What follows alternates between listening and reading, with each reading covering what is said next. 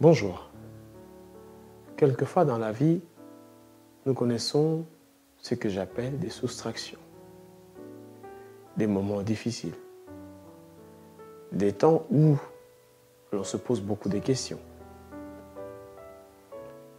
des moments où soit des personnes chères nous sont soustraites de la vie, soit nous perdons un boulot, un travail, soit nous perdons des amis ou des choses auxquelles nous tenons le plus.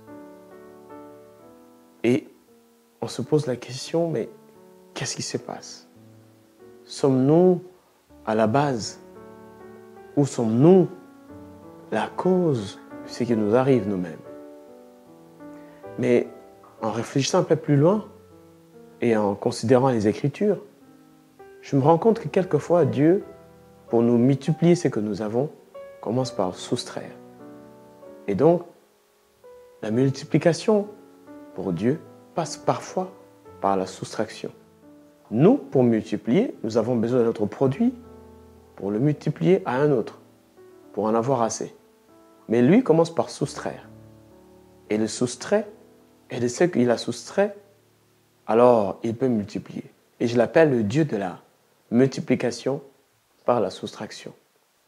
Vous avez connu peut-être des temps difficiles, des moments d'angoisse, des moments où vous avez perdu quelque chose d'extraordinaire, un membre de famille, un boulot, je ne sais pas. Mais il vous a été soustrait quelqu'un ou quelque chose de spécial. Lorsque je regarde dans les Écritures, quelquefois, lorsque le Seigneur a opéré des soustractions afin de multiplier, ça m'a toujours impressionné de voir comment il le faisait. Quelquefois, le Seigneur vous demande de donner un peu plus de vos biens. Dieu parfois vous met à cœur de retirer un peu dans votre sac, dans votre poche ou dans votre caisse un peu plus d'argent que d'habitude et de donner à X ou Y, de soutenir tel ou tel autre ministère ou simplement de faire du bien à quelqu'un. Ça vous coince dans le cœur. Ce pincement montre combien vous vous attachez à cette chose dont le Seigneur vous demande de relâcher ou de partager avec l'autre. Mais si c'est le Seigneur qui vous le dit, alors faites-le. Car il y a une multiplication qui s'en suivra.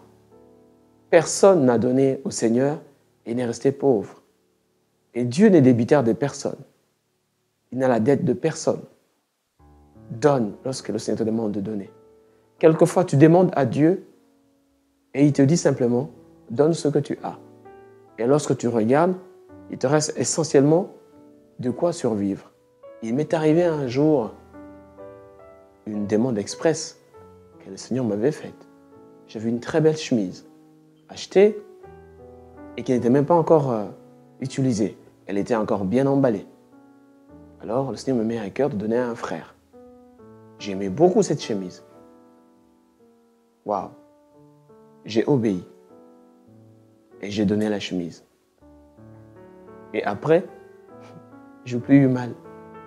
Dès que j'ai donné la chemise, je n'ai plus eu mal. Un jour, le Seigneur me dit, prends un tel montant, donne à telle personne. Et je l'ai fait. Et lorsque la personne le reçoit, il dit, mais tu sais, c'est exactement ce qu'il me fallait. C'est de ça que je parlais à Dieu dans la prière. Apprenons à écouter la voix de Dieu. Comment veux-tu qu'on te donne si tu ne donnes pas? Les Écritures disent, il y a d'abondantes joies à donner qu'à recevoir. Et donc pourquoi? Parce que c'est lui qui donne pour recevoir beaucoup. Dieu, pour multiplier, passe par la soustraction. Que Dieu te bénisse. Au revoir.